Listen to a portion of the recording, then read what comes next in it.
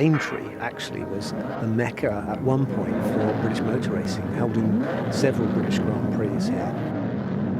The Duke of Kent joined thousands of fans at Aintree for the 15th British Grand Prix. Now hold on to your hats.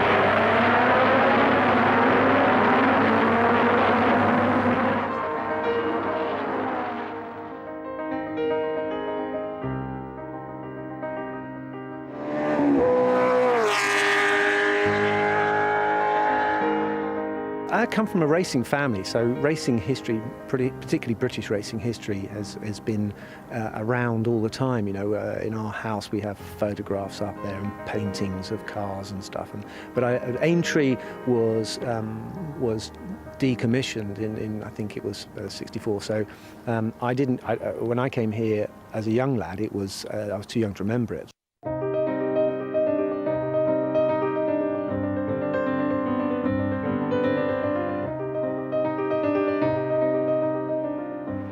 Jim Clark was one of the most gifted, naturally talented racing drivers ever to have sat in a racing car. Any footage you can get of seeing Jim Clark in a racing car, it's poetry in motion. I do remember meeting Jim Clark on occasions, but I was too young to have any kind of friendship. But there are some photographs of me as a young lad in our garden in Mill Hill, where my dad had one or two famous parties, and Jim Clark was there, and so I've lucky enough to have my picture taken with him anyway.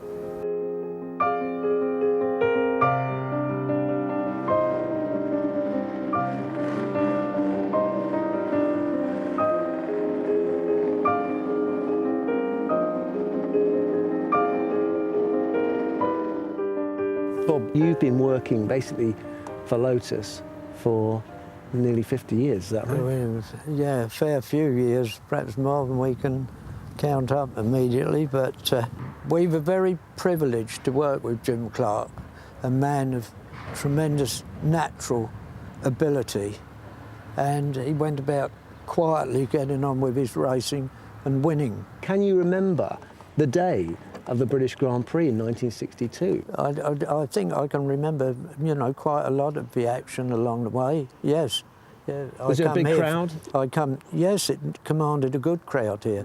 And the stands, of course, being very high, you've got a good view out across the Grand National course. It did draw a good crowd, and it did have some good races.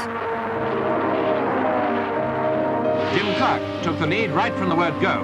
John Surtees occupied second place for most of the distance. I feel very, very privileged to get some sense of what it must have been like to be Jim Clark at the British Grand Prix 50 years ago. You're out there whizzing along through the country. It's brilliant. It's a beautiful car.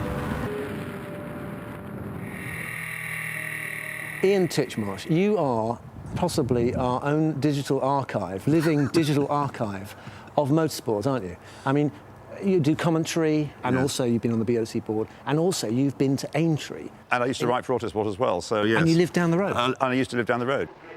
This wonderful lady, Mrs. Mirabelle Topham, whose family owned Aintree, and she was the one who ran the place. And somebody persuaded, I think it was the club called the VARC, that decided it'd be a good thing to have some motor racing, and they laid the tarmac out to sort of coincide with parts of the Grand National course. Sterling Moss won all the early races, all the early Formula One races here. Won his first Grand Prix here. The first win by a British car in the World Championship Grand Prix was here. So there's an awful lot of events that happened here. A lot of history. Great significance, yes. Yes. It's a shame it had to close down.